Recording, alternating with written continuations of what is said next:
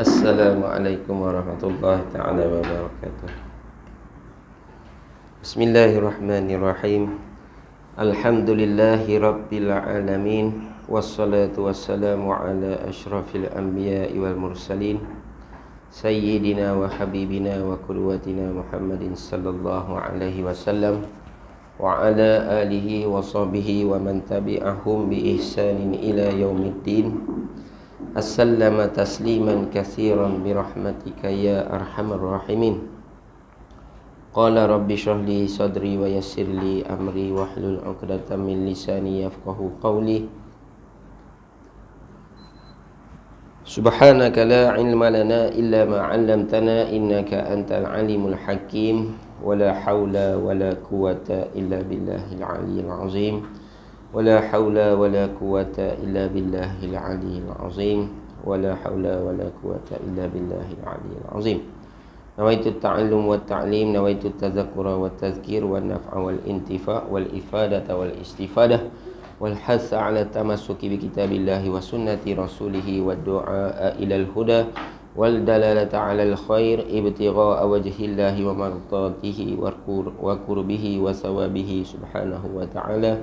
Allahumma faqihna fid din wa 'allimna ta'wil. Amin. Amin amin ya Allah. Alhamdulillah, syukur kita sambung lagi pada pengajian kitab Sulamus Sibyan karangan Tok Guru Aici. Tok Guru kita lah. Apa ni?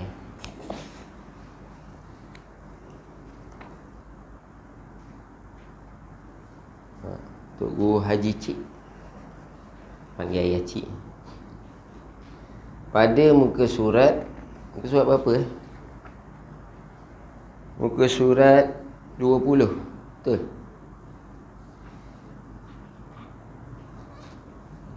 Baris yang kedua daripada bawah, muka surat 20. Kita masih lagi membicarakan hukum mengerjakan sembahyang pula. Syarat wajib sembahyang. Kita masih lagi dalam tajuk syarat wajib sembahyang. Dan kita duduk pada baris kedua yang dari bawah muka surat 20 tu. Betul? Kan?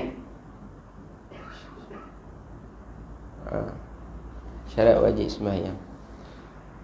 Qala al-mu'allifu rahimahullahu ta'ala wa nafa'ana bihi wa bi ulumina fid dharain. Amin. Amma ba'du. Berkata tuan musannif, dan keduanya nya tu dia patutnya ada kembali, tapi kalau ikut pada kitab Tok Guru Haji Cik ni, apa dia? Nya tu dia dah terus disyarahkan kat depan tu. Apa dia? Dan keduanya apa? Syarat wajib sembahyang. Jadi kalau kita nak ingat, cara nak ingat dia, dan kedua berhenti kat situ. Dan kedua daripada 5. Sebabnya syarat wajib sembahyang ni ada 5. Kita baru baca yang lepas ni. Pertama Islam kan. Ni kita masuk syarat yang kedua, yakni syarat wajib sembahyang yang kedua daripada 5. Ada pun nya dekat situ. Nya tu Tok Guru kita dia dah terjemah terus kat depan tu. Nya tu, nya apa? Nya syarat wajib sembahyang itu aqilun. Jadi aqilun ni wazan fa'ilu. Dia ada fa'ala, dia ada fa'ilu. Atas wazan fa'ilu.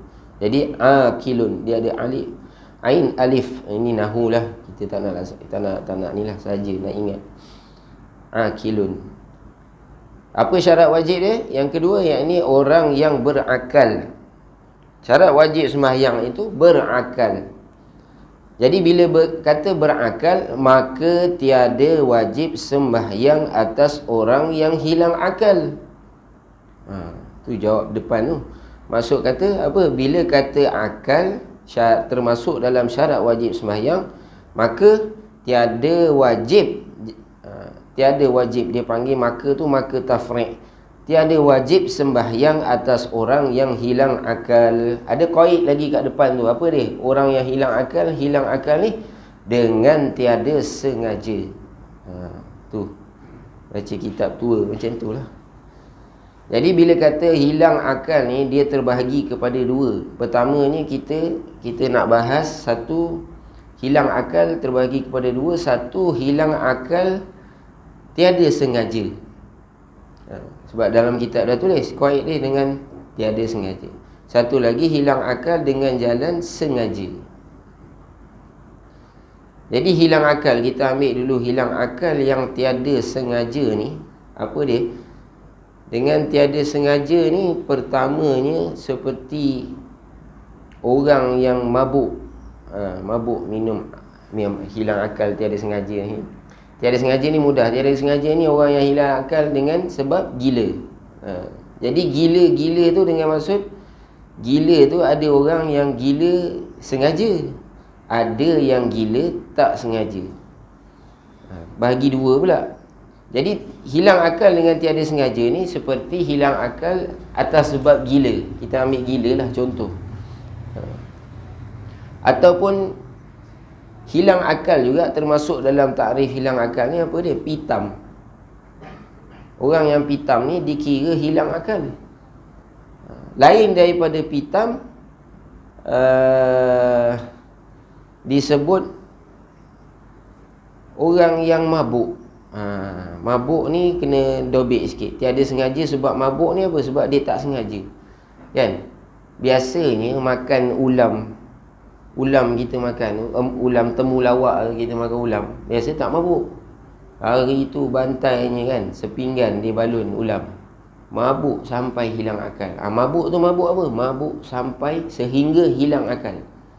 Baru dikira tiada sengaja. Dia dobek dia kena betul-betul kat situ kemas kan. Sebab kalau kita ambil separuh-separuh, nanti bila orang tanya hilang akal dengan mabuk tiada sengaja, apa dia? Wajib ke tak wajib sembahyang? Tengok, hilang akal tiada sengaja tu pertama dengan sebab gila, kan? Gila tu pula terbahagi kepada dua. Gila dengan sebab apa dia?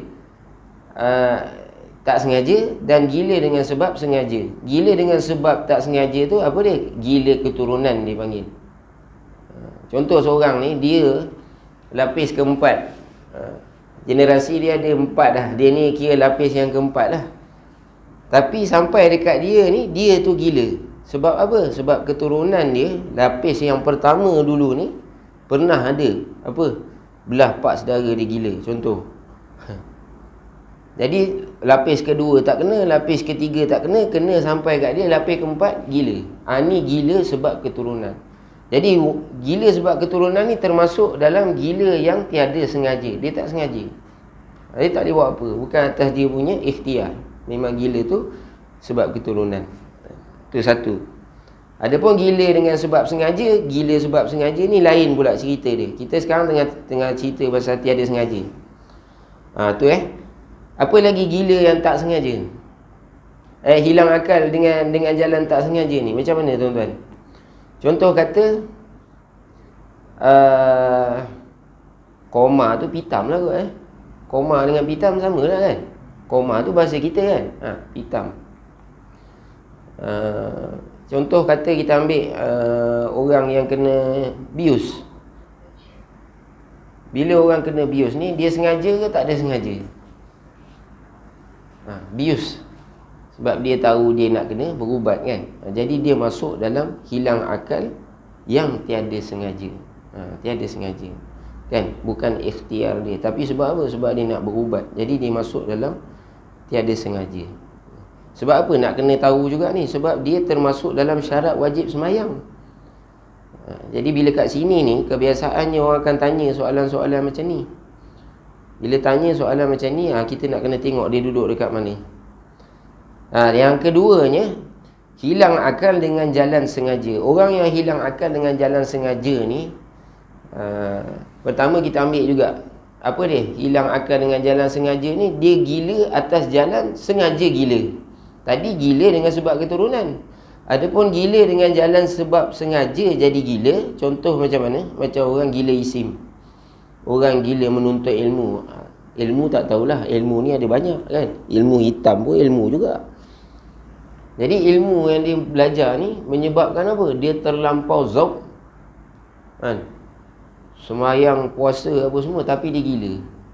Jadi gila dia tu tak diiktibar, ibadah dia tu tak diiktibar pada syarak. Sebab apa? Dia dah hilang akal. Walaupun rupa dia tu rupa ibadah, tapi sebenarnya dia gila.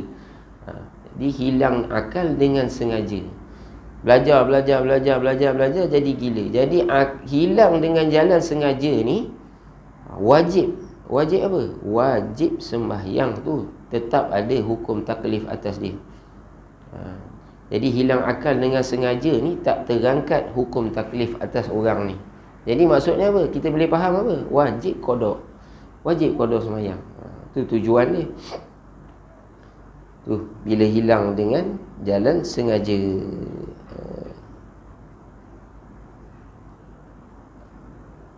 Sebab dia panggil atas usaha.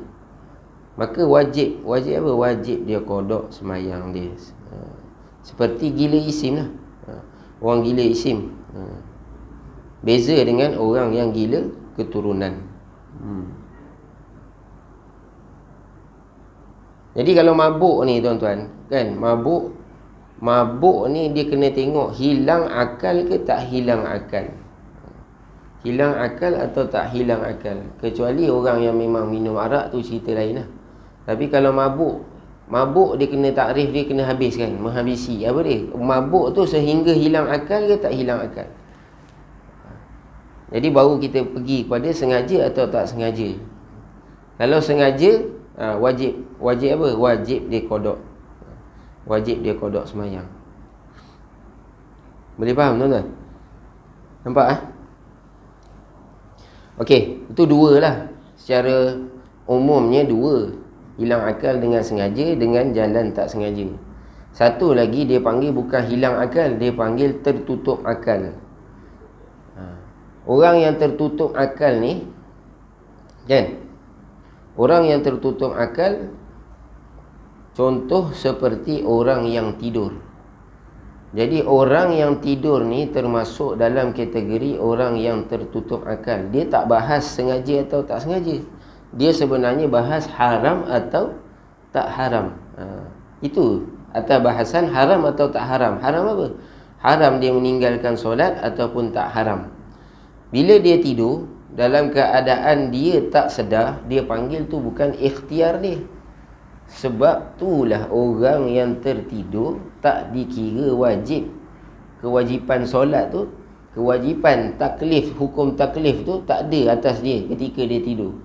Sebab itulah dia, kalau dia terlepas sebelum daripada waktu, dia tidur contoh kata pukul 5, kemudian dia tidur pukul sekarang subuh pukul 6.18 kan?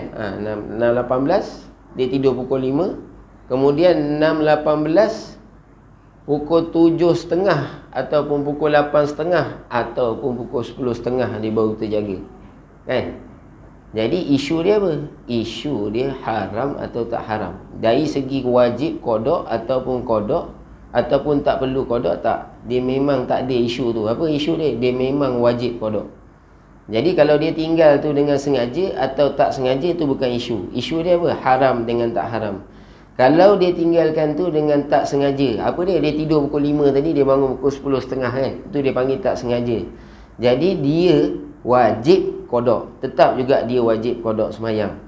Adapun kalau dia tidur selepas daripada subuh tu dah masuk, azan pukul 6.18, kan, elok orang azan tu dia bangun, buka mata, bangkit tidur balik. Jadi haram sebab apa? Haram tidur balik. Haram tu bukan sebab ni. Wajib, tetap dia wajib qada sembahyang tu juga. Kejap lagi. Beza dengan orang yang tinggal dengan sengaja tadi. Orang yang tinggal dengan sengaja sembahyang tadi, dia wajib qada apabila dia tinggal dengan sengaja. Adapun orang yang tinggal dengan tak sengaja, dia tak wajib qada sembahyang. Dengan syarat apa dia? Hilang akal dia tu sebelum daripada masuk waktu.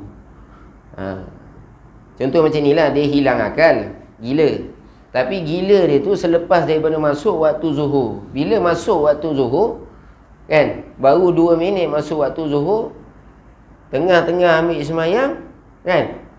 Terus start motor, pergi kedai kopi minum. Sampailah habis zuhur, gila dia datang.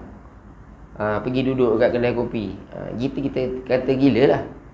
Sampai habis waktu zuhur, masuk asar lah. Jadi dia wajib qada. Wajib qada tu sebab apa? Bukan sebab dah masuk asar. Wajib qada sebab apa? Sebab dia gila tu dah masuk zuhur. Dia gila 2 minit selepas masuk waktu. Jadi dikira apa? 2 minit tu dikira taklif. Yang ni kena betul mahir tuan-tuan. Sebab apa? Guna pada haid dan nifas. Isteri kita ni, kan? Tu pasal kita sebagai suami, kita kena rajin tanya juga. Kalau tak, orang perempuan ni dia kira kona je, kan? Kena pula time tu tengah jalan masuk dalam air ke, seronok. Kita pun seronok. Tanya dengan dia apa? Dia kata datang bulan. Seronok, kan? Tiba-tiba rupa-rupanya berhenti dia tu sebelum masuk waktu asar. Wajib tak dia qada zuhur tu? 2 minit sebelum masuk waktu asar, contoh kan? Sama juga. Sebenarnya wajib dia qada waktu zuhur tu. Pasal tu cara dia, orang haid nifas, orang perempuan haid nifas ni apa dia kena buat? Kan? Dia kena sentiasa. Bukan sentiasa tu dengan maksud terus. Kejap bang nak pergi bilik air. Sampai air je, pergi bilik air. Berhenti Petronas, kejap nak pergi bilik air. Buat apa? Kerja asyik kira nak tengok je kan. Darah dah berhenti ke belum. Bukan macam tu. Sentiasa tu dia panggil berhati-hati. Masuk waktu zuhur, cek sekali. Sebelum habis waktu zuhur, cek sekali. Kejap lagi masuk waktu asar, cek sekali. Dah sebelum nak habis waktu asar, nak masuk maghrib tu, tu dia panggil orang yang berhati-hati. Ni bila ni? Takkan sepanjang haid. Betul tak? Agak-agak dah nak habis. Haid tu dah hujung-hujung, dia kena macam tu. Dia panggil apa? Berhati-hati.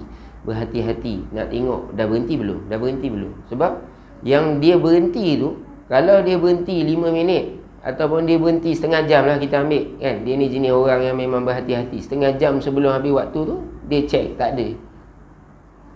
Kalau andai kata masuk je asar lepas daripada setengah jam tu, dimaafkan sebab apa?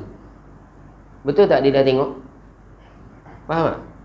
Dia dah tengok haid dia tu masih ada lagi. Jadi dia dimaafkan sebab apa? Sebab dia berhati-hati atas diri dia. Dia lain dengan orang yang tak cek langsung. Nanti maghrib pergi kerja, balik pukul 6.30. 6.30 start enjin kita, nak boleh sampai ke rumah, orang kata pukul 7.30, tak pun 8.30 lah, pukul 8 kan. Sepanjang waktu tu, 6.30 tu dia habis kerja tu, dia tak cek. Dia tak cek, kata kan. Hari tu kerja daripada pagi sampai ke petang, dah tentu dia tak cek. Balik kerja tu pun dia tak cek. Ni dah kata hujung-hujung lah ni, hujung-hujung haid dia. Balik rumah lepas daripada mandi apa semua, tengok dah berhenti. Berhenti tu bila? Dia panggil tak berhati-hati lah. Tak berhati-hati. Jadi masalah. Sebab haid nifas ni dia satu kitab. Kita kena baca satu kitab. Dia panggil kitab Sabilal Muhtadin kan. Cuma nak kata apa? Nak kata waktu ni kita kena perhati bila hilang akal tu selepas daripada masuk waktu, jadi dia kena qada. Kalau sebelum daripada masuk waktu, kan, jadi dia tak perlu qada. Tak perlu qada atas jalan tak sengaja. Kalau sengaja tetap juga dia kena qada atas jalan sengaja. Qala al-mu'allifu rahimahullahu ta'ala, dan ketiganya sama juga. Ketiganya tu apa? Nya tu dia terjemah yang depan tu. Tok guru kita terjemah. Ketiganya syarat wajib sembahyang itu balighun. Apa balighun? Yakni baligh. Apa baligh? Sampai umur. Kena tulis kat situ. Cukup umur. Tu balighun. Jadi tanda baligh ni kan, cukup umur. Cukup umur tu ada 3 jalan lah. Ada 3 jalan. Jadi bila cukup umur, bila kata cukup umur, Dia wajib sembahyang tu sebab apa? Bila cukup je umur, bila masuk je balik, dia ditaklifkan dengan hukum syarak. Ditaklif ni apa? Ditekan. Syarak menekan. Menekan apa? Menekan setiap seorang tu. Hukum syarak Allah. Syarak ni Allah Ta'ala dah kan. Jadi Allah Ta'ala tekan atas orang yang balik. Tu nak kena faham juga. Balik. Jadi sampai umur, sampai seruan, boleh lah nak cakap macam tu. Tu balik. Dengan keluar mani. Balik tu macam mana? Dengan yakni takluk pada kata balik tu apa? Yang kata wajib sembahyang, syarat wajib sembahyang yang ketiga dengan jalan balik tu, dengan keluar mani. Keluar mani. Keluar mani sama ada lelaki atau perempuan. Bila tu keluar tu? Apabila cukup umurnya 12 tahun. 12 tahun tu tuan-tuan kena tulis dekat bawah tu qaul dhaif. Qaul dhaif 12 tahun. Baik, jadi tanda umum ni ada dua. Tanda umum ada dua. Kemudian lain daripada tanda umum ni, dia termasuk juga, tapi kita kira dia kategori yang ketiga. Tanda umum ada dua. Apa dia? Yang pertamanya keluar mani. Kita tengok kan, balik ni tanda dia, tanda umum yang pertama apa dia? Syarat dia keluar mani. Keluar mani tu siapa? Laki saja ke? Tak. Sama ada lelaki atau perempuan. Lelaki atau perempuan. Syarat yang pertama, tanda yang pertama. Kemudian tanda yang kedua kan, cukup umurnya, umur lelaki dan perempuan tu 12 tahun. Ni dalam kitab kita ni qaul dhaif kan. Ada pun qaul muktamad kan. Qaul muktamad apabila sampai umur 9 tahun. 9 tahun. Nanti kat depan ni dia ada tulis qaul muktamad. Qala al-muallifu rahimahullahu ta'ala, dan tersebut dalam kitab Syarqawi. Ni qaul muktamad tuan-tuan. Ni Tok Guru Haji Cik ni salah satu keunikan kitab dia ni apa dia? Kita puas cari dobit kita, dia pun ada dobit kat dalam ni, dia dah terangkan terus-terus kan. Jadi apa dia? Ni qaul muktamad. Tadi tu qaul dhaif 12 tahun. Dan tersebut dalam kitab Syarqawi juzuk yang kedua, muka surat 1, 2, 3. Apa dia? Sekurang-kurang umurnya, umur bagi lelaki dan perempuan tu tadi 9 tahun tahdidan. Tahdidan ni apa tuan-tuan? Yakni tahdidan genap, cukup-cukup, ataupun tepat 9 tahun. 9 tahun sama ada lelaki atau perempuan. Boleh pertama keluar mani, kedua cukup umur. Cukup umur tu bila? Qaul muktamad 9 tahun. Sama ada lelaki atau perempuan. Sama ada keluar mani itu dengan mimpi atau lainnya, lain daripada mimpi. Ni yang kata kategori yang ketiga ni. Tanda pertama dia apa dia? Keluar mani kan. Tanda kedua cukup umur 9 tahun. Dan atau lainnya ni tuan-tuan, kita tak boleh lepas pandang macam tu je. Lainnya, lain daripada keluar mani dan cukup umur tu. Seperti apa? Sepertinya seorang kanak-kanak ni yang sebelum dia sampai kepada umur balik, dia tengok apa? Tengok perkara yang menggairahkan diri dia tu, sehingga terpancut mani, maka dikira juga balik. Tu kategori yang ketiga. Itu yang biasalah kita tengok apa dia. Sama ada dia tengok perempuan dia gairah kan. Tu biasalah. Tapi macam mana pula kalau dia tengok pokok gairah? Dikira dia balik ke tak balik? Umur baru 9 tahun. Kau ni umur 9 tahun tapi tengok pokok keluar air mani. Macam mana ni? Macam mana tuan-tuan? Wah, tu dia panggil lainnya, lain daripada keluar mani dengan jalan mimpi tu.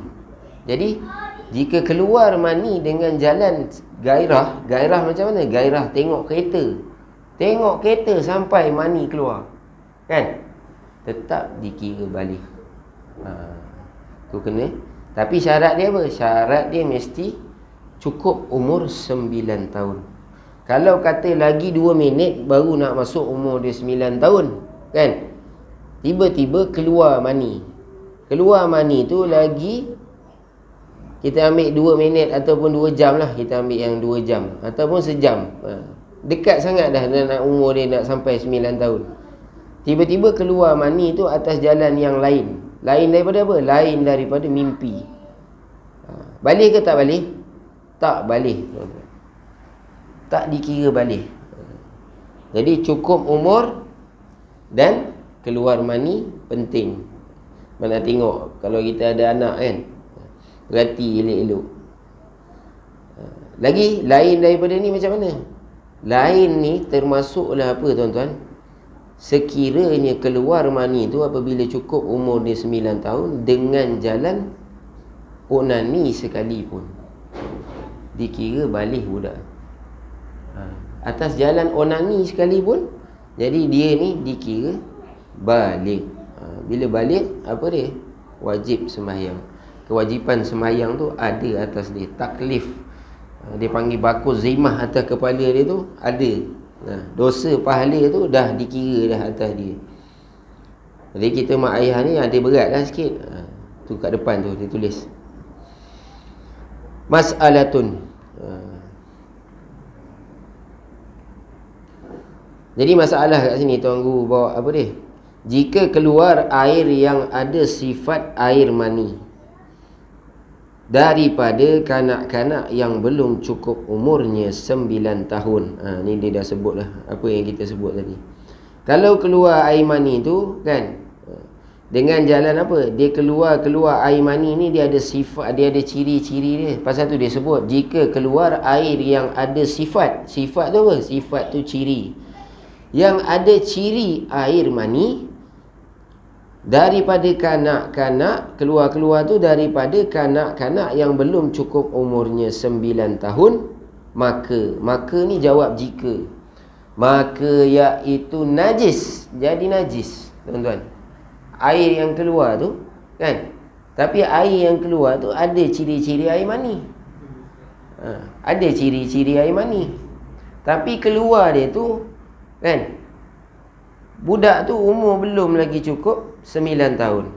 Apa jadi dengan air tu? Maka iaitu najis. Jadi najis air tu. Najisnya air yang kita kata tu air mani tu. Kerana apa jadi air najis tu? Kan? Kerana dia bukan air mani. Kalau orang tanya kenapa tak jadi balik? Umur dia 8 tahun, kan? Tapi keluar air tu memang ada ciri-ciri air mani. Nanti ke depan ni kita baca ciri-ciri air mani, kan? Ada ciri-ciri mani, tapi dia tak jadi balik. Sebab apa? Sebab dia bukan air mani. Yang nak kata jadi syarat air mani, nak jadi syarat apa ni balik bagi budak tu, cukup umur 9 tahun. Jadi cukup umur 9 tahun tu kena gigit dengan gigi geraham. Pertama cukup umur 9 tahun. Jadi bila kata jadi najis, wajib basuh mani yang kita kata mani, basuh najis. Basuh najis. Dan batal wuduk. Batal wuduk ni siapa? Batal wuduk bagi kanak-kanak tu lah. Dan tiada wajib mandi. Ilat pada kata batal wuduk tu sebab apa? Sebab bukan air mani yang keluar tu, kan? Sedangkan batal wuduk, kan, apa? Syarat batal wuduk apa? Keluar sesuatu, kan? Pasal tu ilat pada kata batal wuduknya batal sebab keluar sesuatu, bukan dikira mani. Dan atau pada kata batal wuduk, tiada wajib tiada wajib mandi dan tiada hukum balighnya atas kanak-kanak tu. Jadi tak ada wajib. Sebab apa kata tak wajib mandi? Ilat pada kata tak wajib mandi sebab tak dapat hadas. Jadi hadas tu mana? Dia panggil junub, janabah, kan? Dia panggil sebabnya junub, janabah. Jima' lain tuan-tuan. Jima' lain, janabah lain. Bila jima' kan dia panggil hadas besar. Bila janabah dia panggil hadas besar juga. Tapi apa janabah ni? Janabah ni orang yang berhadas besar tanpa jima'. Maksud dia hadas besar dengan jalan yang lain lah, keluar mani. Dan tiada hukum balighnya, baligh atas kanak-kanak yang kita kata tadi pada masalah tu lah, atas kanak-kanak yang belum cukup umurnya. Habis. Qala al-mu'allifu rahimahullahu ta'ala, bagaimana mengenal mani?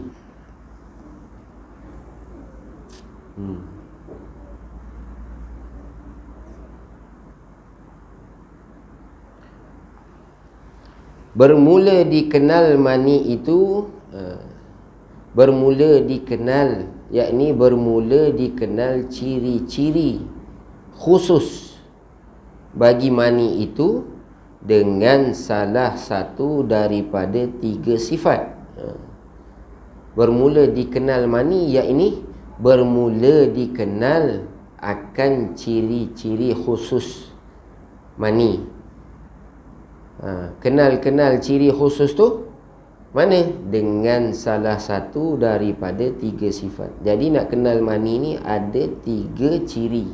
3 ciri ni kalau ada, apa dia? Kalau ada salah satu maka sah dah, kita panggil tu mani.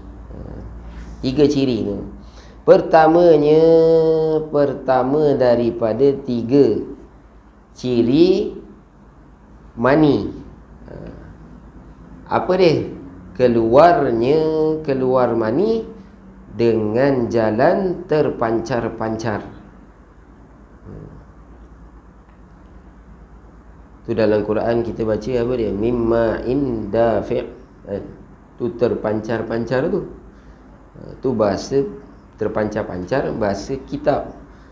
Kalau orang dulu lagi dia panggil tertembak-tembak. Tertembak-tembak. Ataupun bahasa kita sekarang kita sebut apa? Terpancut-pancut. Jadi ciri yang pertama yang boleh dikatakan mani itu apa? Keluar mani itu dengan jalan terpancar-pancar.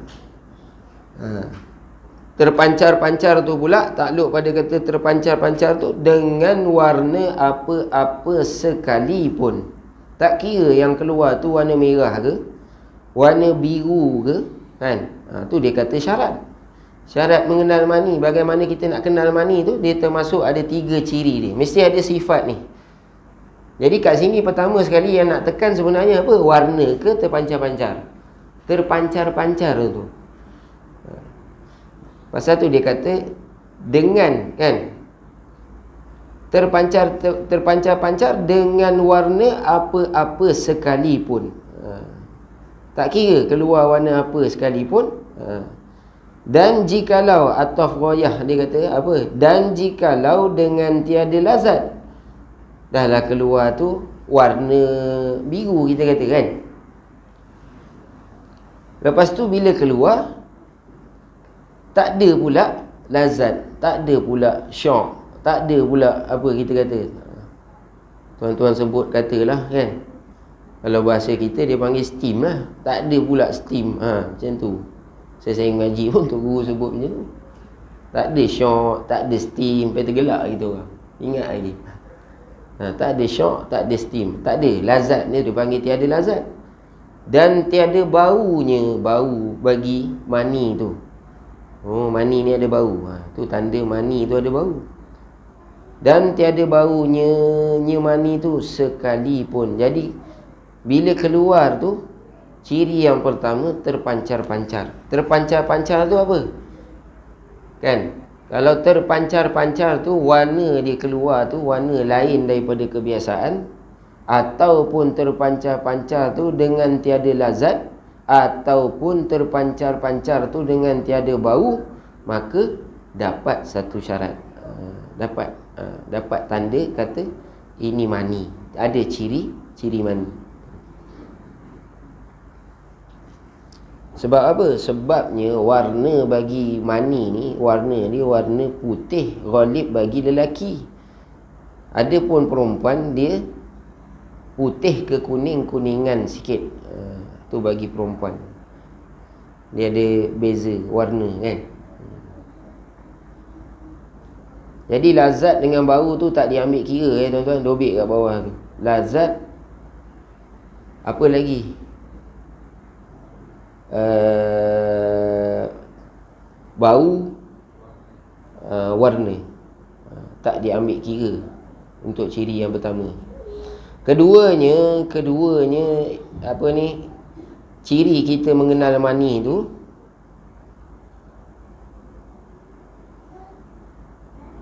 atau keluarnya tatkala keluarnya berasa lazat. Kalau tak dapat ciri pertama tu, apa dia? Tak terpancar-pancar. Bila tak terpancar apa? Meleleh. Kan? Meleleh. Jadi bila keluar tu dia tak terpancar-pancar. Keluarnya macam mana? Keluar meleleh. Tu dia kata tatkala keluarnya berasa lazat. Tapi keluar dia tu berasa lazat dengan apa-apa warna sekalipun. Sama juga. Keluar tu warna macam-macam kan. Kita ambil lah warna lain daripada ghalib. Sebab ghalib tu warna putih kan. Tiba-tiba bukan keluar warna putih. Keluar warna macam air lah kita kata kan. Warna macam cair. Cecair biasa je. Dan jikalau tiada terpancar-pancar, tu dia. Dan jikalau tiada terpancar-pancar dan tiada bau sekalipun. Pasal tu apa dia? Salah satu dapat, itu dia. Itu tanda ciri-ciri mani.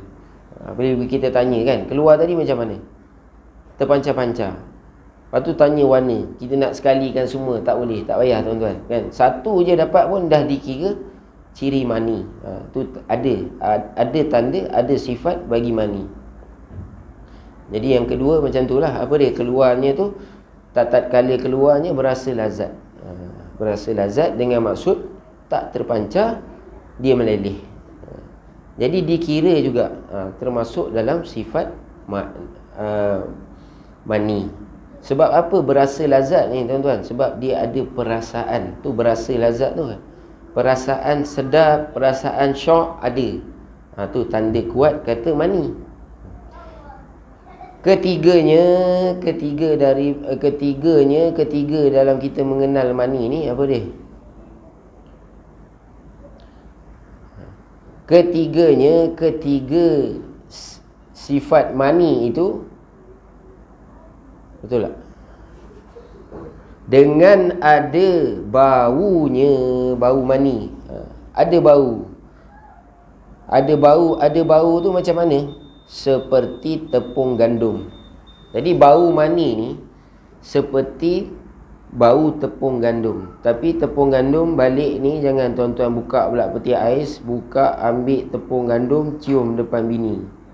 Bini pun tanya, "Bang kenapa? Tadi mengaji ustaz kata bau tepung gandum kan. Jadi abang nak try lah tengok bau tepung gandum." Orang rumah tepuk dahi tuan-tuan. Sebab apa? Bau tepung gandum ni waktu bila? Waktu basah.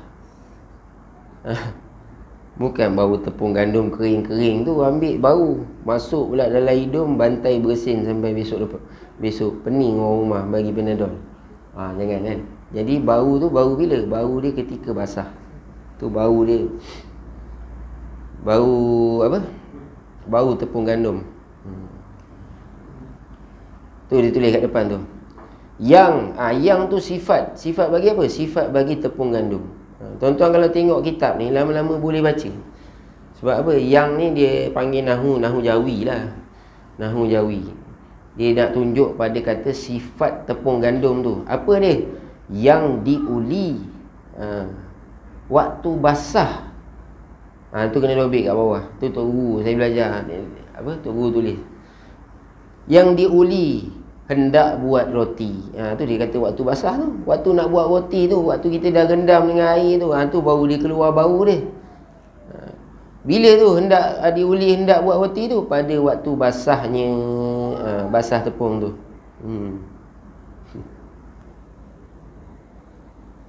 Ada lagi satu bau, tapi yang ni kita pun tak pernah bau. Dia panggil mayang kurma. Biasa. Tak tahulah, saya dobik kat sini, Tok Guru sebut. Bau mayang kurma tu, tu bau mani juga. Kalau tuan-tuan tahu mayang kurma, tak tahulah saya kan. Tapi kalau pernah jumpa, cuba. Kalau tak boleh kering, cuba basahkan. Basahkan, bau tak? Bau tu bau mani. Dan baunya tatkala keringnya, seperti telur putih. Tu waktu kering. Waktu keringnya apa? Keringnya mani tu. Tadi waktu mani tu basah kan? Bau dia, nak kenal bau dia macam mana? Bau tepung. Tepung yang mana? Tepung basah. Tapi bila mani tu kering kan, bau dia macam mana? Bau dia macam telur putih. Dan jikalau dengan apa-apa warna dan tiada terpancar-pancar dan tiada lazat sekalipun. Yang ketiga ni apa dia? Bau ni tuan-tuan termasuk dalam salah satu daripada 3 sifat kita mengenal mani. Jadi bau lah. Masuk bilik anak, abah bau tepung gandum ni. Kan? Jangan tuan-tuan kan. Anak baru umur 9 tahun, ada kesan ke? Ada kesan tuan-tuan. Sebab apa? Bila dia masuk, dia balik, wajib atas kita ni kan, ajar dia tauhid. Wajib atas kita ajar dia fiqah. Wajib kita ajar dia bab tasawuf. Wajib macam mana? Buka kitab. Cakap ustaz ni bunuh aku ni. Bukan tuan-tuan. Ajar tu dengan maksud kewajipan tu, kita nak kena ajar dia tu. Cara macam mana tuan-tuan ajar tu ikut masing-masing lah kan. Tak perlu buka kitab, tapi perbetulkan dia punya ibadah tu wajib bagi kita. Wajib kita dah. Tu balik. Sebab apa? Sebab dia menanggung dosa. Bila dia semayang main-main duk garu-garu, tu dah kena pesan dah kan. Salah ni, betul kan? Salah ni, betul kan? Umur 9 tahun. Penting tu kan.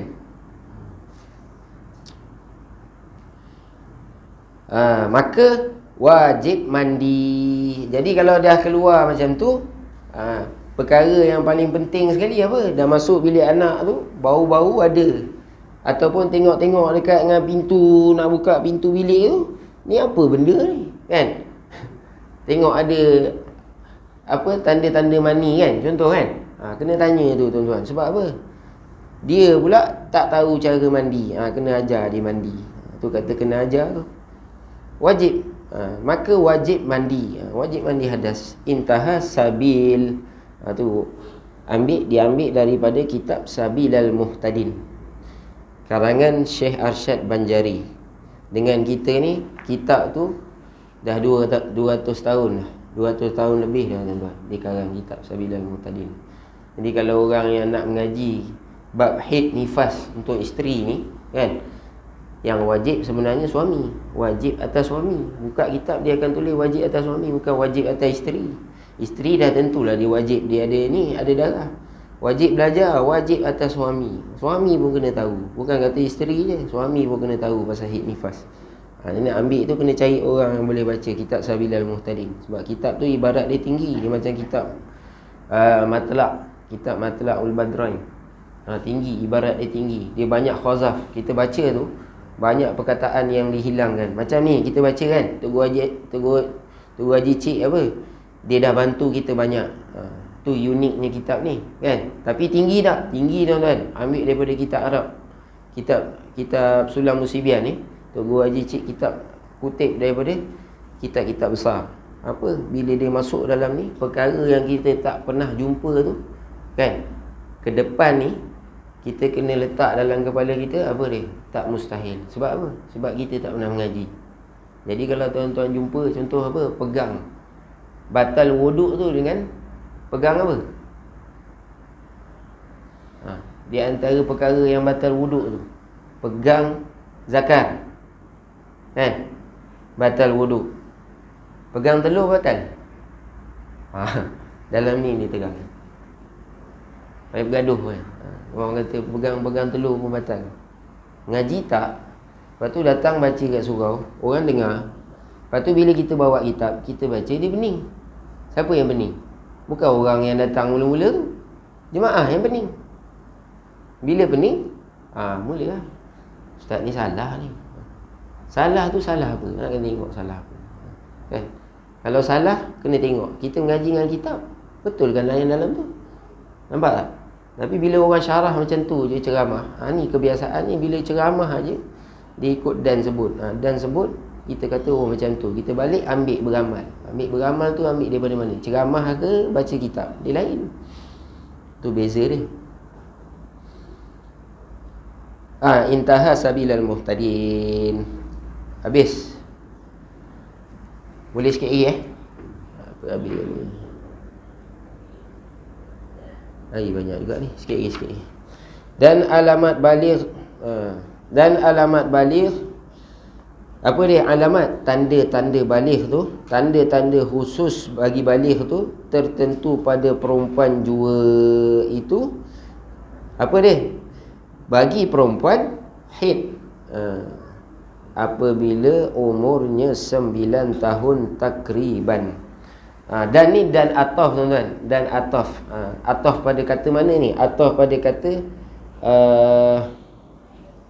mana? Awal kita ambil tadi.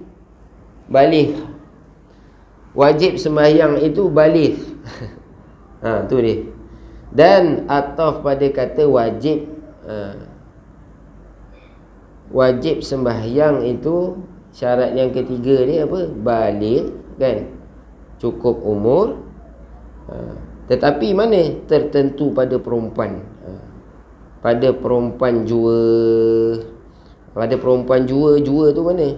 Tu depan dia apa? Dia hurai. Haid. Sekejap kita tengok sekejap.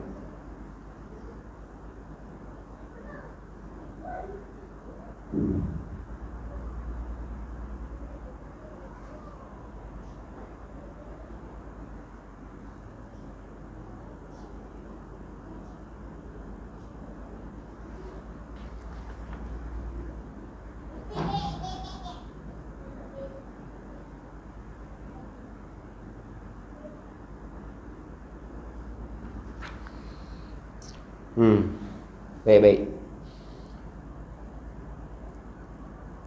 Qala al-mu'allifu rahimahullahu ta'ala, dan alamat dan tanda-tanda khusus. Tanda-tanda khusus apa? Tanda-tanda khusus baligh. Tapi tanda-tanda khusus tu tertentu pada perempuan jua.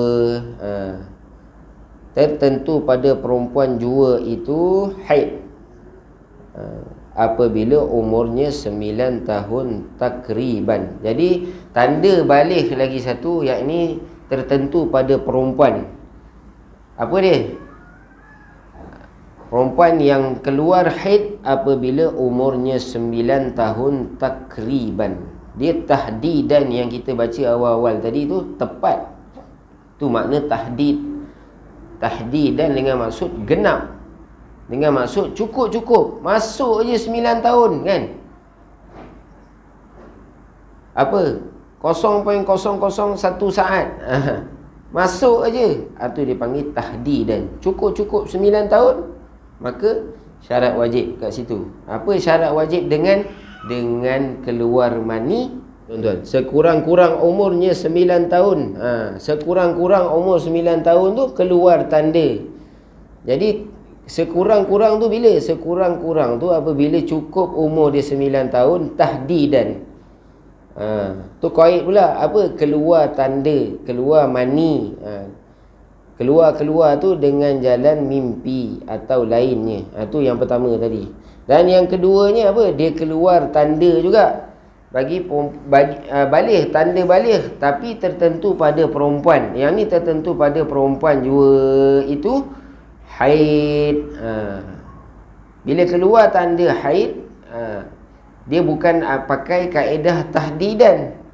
Apabila umurnya sekurang-kurang umur dia tu kan, sekurang-kurang umur dia terima balik 9 tahun. Bila sampai je umur itu sekurang-kurang umur 9 tahun, tapi dia tak guna kaedah cukup-cukup, dia guna kaedah takriban. Dia panggil takriban ni apa? Lebih kurang. Kalau lebih tak ada masalah. Apa dia? 9 tahun 1 minit, tak ada masalah. Yang jadi masalahnya 9 tahun kurang, belum masuk 9 tahun. Dia panggil takriban. Takriban ni terpakai sebab apa? Sebab yang keluar tu bukan mani. Yang keluar tu darah haid. Jadi bila keluar darah haid, dia pakai kaedah apa? Pakai kaedah takriban, lebih kurang. Jadi lebih tu tak apa, kurang tu dekat mana? Kurang tu, tu kat depan dia sebut kurang, yakni kurang daripada 9 tahun itu. 9 tahun Qamariah. Tidak sampai 16 tahun. Maksudnya apa dia?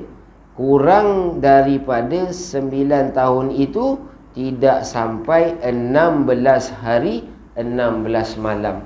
Dia contoh hari ni berapa bulan? 10. Okey. Contohnya hari ni 10 hari bulan. 10 hari bulan dia keluar haid. Lepas tu 10 hari bulan dia keluar haid pula. 10 hari bulan cukup sekurang-kurang umur dia tu 9 tahun. Hari ni 10 hari bulan, budak perempuan ni kan, hari ni adalah sekurang-kurang cukup umur dia 9 tahun. Jadi yang kata takriban tu bila? Takriban tu kurang daripada 9 tahun, tapi tak sampai 16 hari 16 malam. Yang mana? Yang ke belakang, bukan yang ke depan. Faham? Boleh faham? Jadi hari ni 10, tolak 15 hari ke belakang. Tolak 16 hari. Dalam kitab ni kenapa dia ambil 16 hari? Sebab hari yang ke-16 yang ke belakang tu, kalau dia keluar haid ketika tu, bukan balik, dia tak dikira balik. Adapun dalam range 15 hari sebelum sampai 10 hari bulan tu, sekiranya di antara 15 hari tu dia keluar haid kan, tu dia panggil takriban. Maksudnya balik ke dah budak tu, bagi budak perempuan.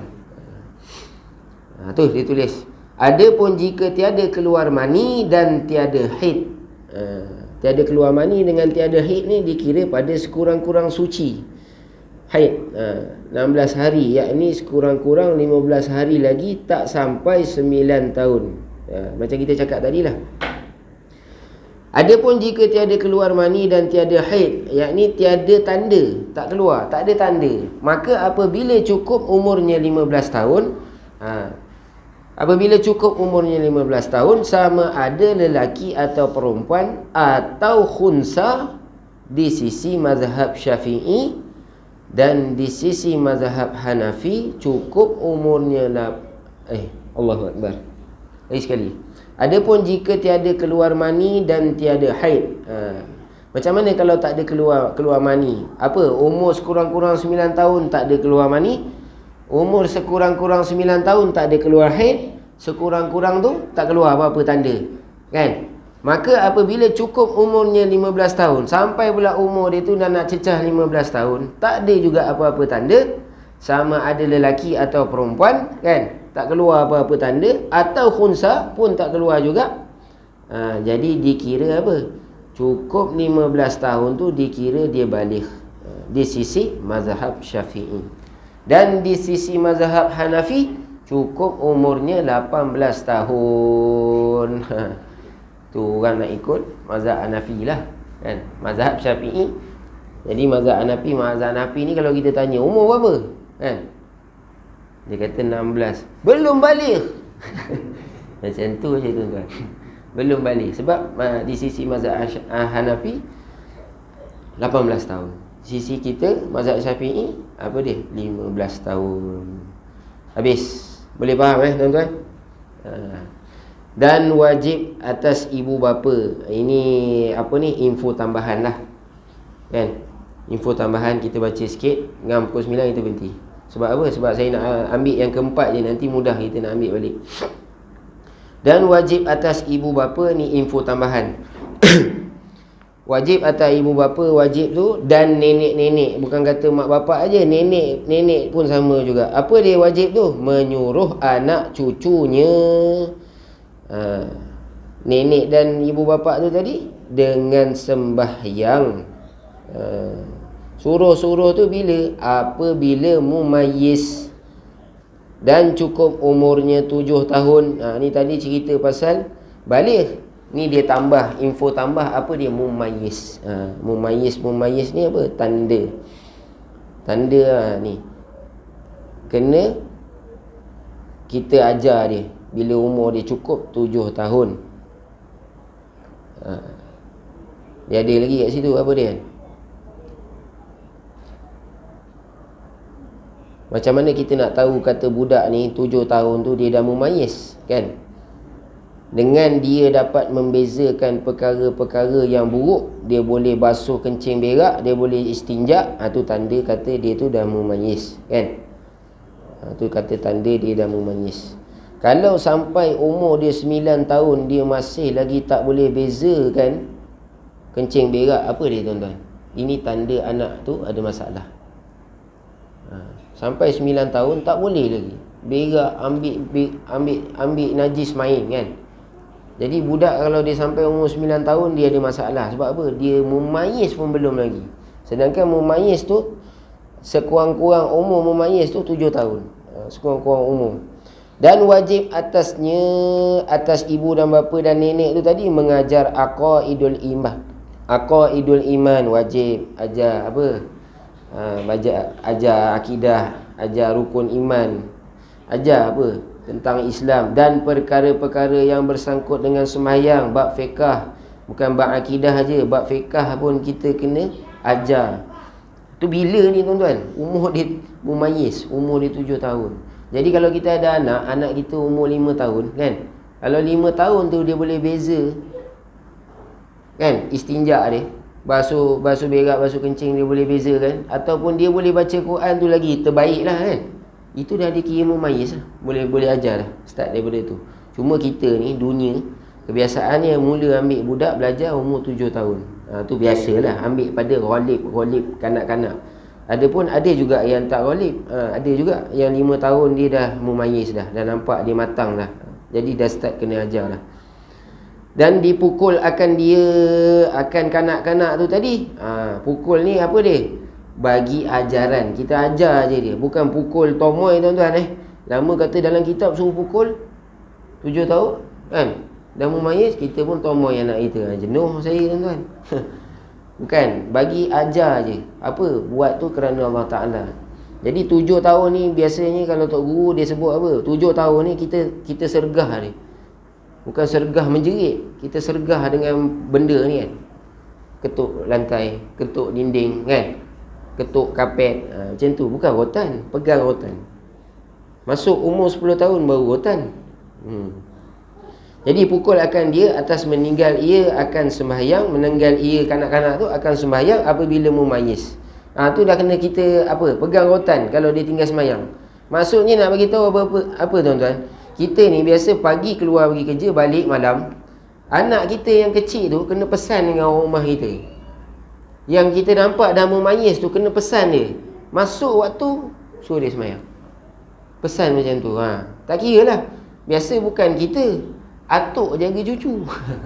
Masalah atuk sayang cucu lebih daripada sayang anak lagi, kan? Dia kena pesan juga. Dan sampai umurnya 10 tahun. Dan sampai tu apa? Dan kita boleh rotan dia lah. Kita rotan dia apabila sampai umurnya 10 tahun tu dah boleh mula dah. Rotan, tapi rotan dengan syarat kita nak bagi ajaran. Bukan rotan sampai berbirat tuan-tuan. Umur 10 tahun pun sama. Bukan rotan macam mana orang rotan anak sekarang. Tak, dia memang rotan tu sebagai peringatan je. Habis. Bermula makna mumayyiz itu tahu, makan, minum dan beristinja dengan sendirinya. Itu mumayyiz. Tahu beza baik buruk, tahu beza istinja kan. Kenal habis perkara benda-benda macam ni. Jadi ada kewajipan atas kita lah. Kewajipan untuk mengajar. Mana tu? Tuan guru tulis dan wajib. Nampak? Dan wajib atas ibu bapa. Ulama tulis tuan-tuan, bukan saya sebut. Habis. Wallahu alam. Akan datang kita sambung. Dan keempat daripada apa dia? Ni dan keempatnya mana tadi ya?